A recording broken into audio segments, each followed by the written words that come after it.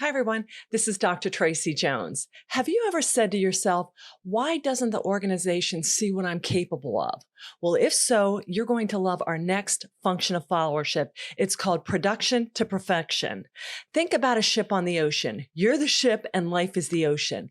And life is so much more easy to navigate if you're already going someplace. So if you're uncertain about what to do next, just do something, anything. Stay tuned.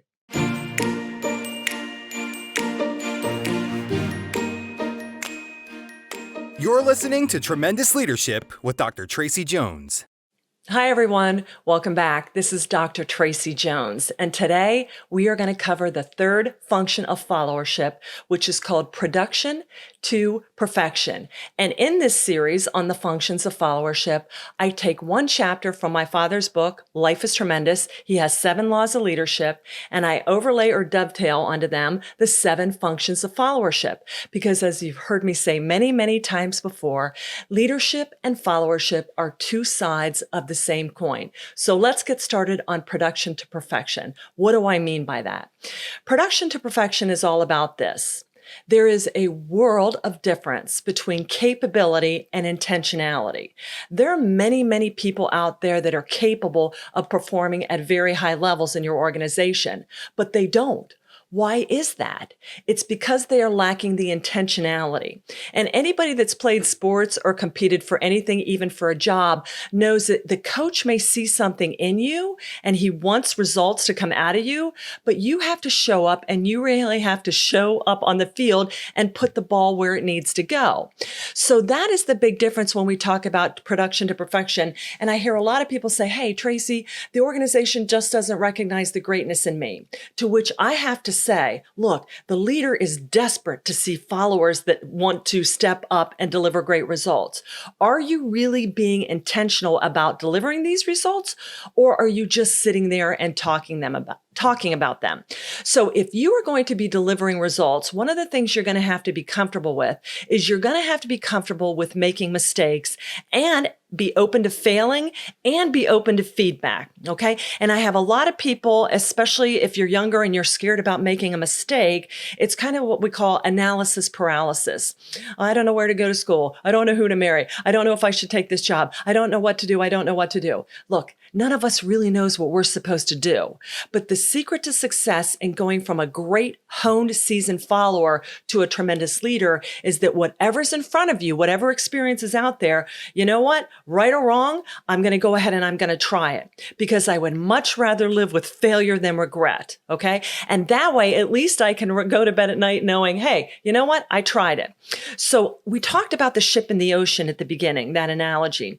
And that is so important because sometimes we get so locked up and frozen in fear or self-doubt or sometimes even laziness that we don't know why we can't move forward. And just like a ship in the water, you can't change direction unless you're in motion. So if you are stuck in life, the first thing you have to do is start going anywhere. Now, hopefully you'll go in at least a direction that you think you want to go. But I see a lot of people that want to step up into leadership roles. Well, whatever job is out there, bid on it. Sit down with your leader and say, hey, where does the organization need to know? And then just do it. Leaders love followers that just sit there and find stuff on their own and say, hey, boss, I got this. I'm going to take care of that. Because that means you're not functioning as a follower. You're functioning as a co-leader. All right. So I hear a lot of people with the analysis paralysis, and they'll tell me, Tracey, I can't make this decision until I'm 100% sure, or I'm not going to do something until I make sure I can do it 100% perfect. Hey, listen, folks, we're not God. All right. We are all works in progress. And if I said I'm never going to do a speech until I'm perfect, or I'm never going to do a podcast until I'm perfect, that would never happen. All right. Life is all about growing. And yes, you're going to make mistakes, but that's okay. You gain experience. And that's how you start getting closer to perfection. None of us ever starts out at the top of our game. Monty Hall has a great quote, and he says, I'm an overnight success. It just took 20 years.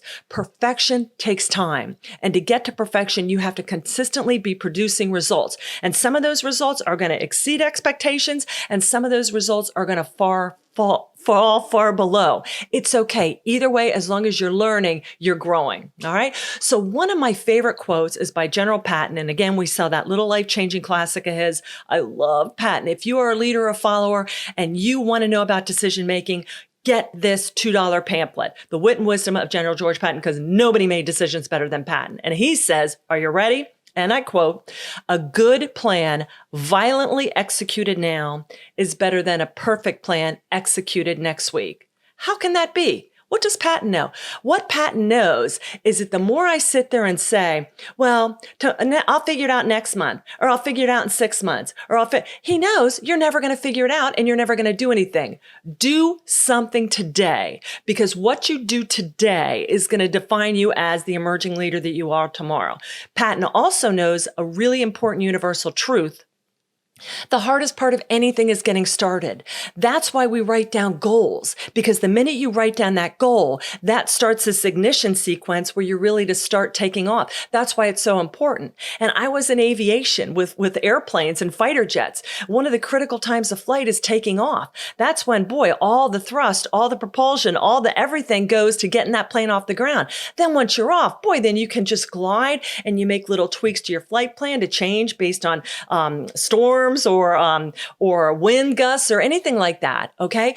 But that's the easy part. The hard part is getting your wings up in the air. And so if you're struggling with something, just do something, do anything. And Patton says that the good part about what Patton says is that a good plan today is he knows that every day, even though I make a decision and I take an action today, guess what? Tomorrow's another day. And the next day's another day. And next week's another week. So as I'm making forward momentum, I'm now seeing different land that I didn't see before, and different things come into my perspective or into my lens. And so I keep tweaking that plan. So you never make the right plan because we don't know we know the destination, but we don't know all the different things we're going to have to go through to get there. So as long as you keep your eye on the overarching destination, everything else in between is open for navigation and negotiation. So it's really important that you just continually reevaluate. And so what if you make a wrong decision today and you find out tomorrow? Guess what? You get to make another decision. That's the beautiful thing about being autonomous, intrinsic locus of control, self-accountable people. Okay. We own our decisions, and then we can own our next decisions. So I love that quote about Patton. And again, what he knows is it's hard to get started, but once you get started, then it's easy to make changes. Just get started. So one of the things I like to say to people, if you're like, why doesn't my organization see what I can do? What are you really doing in the organization today to make sure it's better for tomorrow, to make sure your doors are open tomorrow? Okay. And I promise you, if you stop sitting there trying to draw attention to yourself and start focusing on what you can do for the organization, leaders, this is what we love. Okay. Because the most important thing as leadership is to have an organization replete, full of effective followers that sit there and say, you know what, boss, I got this. I'm taking care of this. That is a leader's dream. Okay. And the more you do this, and you know what, you say, Tracey, I've done that. My boss doesn't see it. It doesn't matter. You do it anyways, because sooner or later, it's about you getting this experience and you owning, because the closer you get to perfection, when that next job pops up with the right boss that brings out the best in you, and it will happen, you are going to have all the experience and hone this. All right. You make yourself more attractive as a follower to the right leader that's going to recognize that. All right. The other thing a lot of people say is, well, I'm not recognized. I'm going to quit. Don't quit. All right. You can want to quit. Just don't quit. Okay. Because quitting sets the stage almost always for failure at your next job. As you leave your job is how you're going to begin your next one. So you always want to finish strong. And I've left jobs many, many times, as you've heard in my career. All right. But I never quit. I finished strong and I started strong. If you wimp out and you peter out and you chicken out, okay, that's how you're going to enter your next professional relationship. So don't do it. All right. You want to cultivate a sense of urgency right now. If you're sitting there twiddling your thumbs thinking, why don't they notice me? Why don't they notice me? Get a sense of urgency. Look around. There's 1,000,001 things that you can do right now to help the organization do better. Don't just look. Do it. All right. Nike phrase, just do it. So find the need with a sense of urgency and dig in. Like I said, leaders love followers who take care of business. And then you'll also be able to take your work very seriously. You won't just be exchanging time for money. Okay. But you're really going to make a covenant to be committed to the organization, not just compliant. And you've heard me talk about in some of my other podcasts about something called OCBs, organizational citizenship behaviors. Great citizens in organizations really exhibit this sense of urgency that, you know what, boss, I'm going to do the best I can. I'm going to get with the team. We're going to make smart decisions. And then you know what? We're going to brief, we're going to execute. And if we need to make adjustments, we're going to do it. My gosh, I've been a project manager for decades.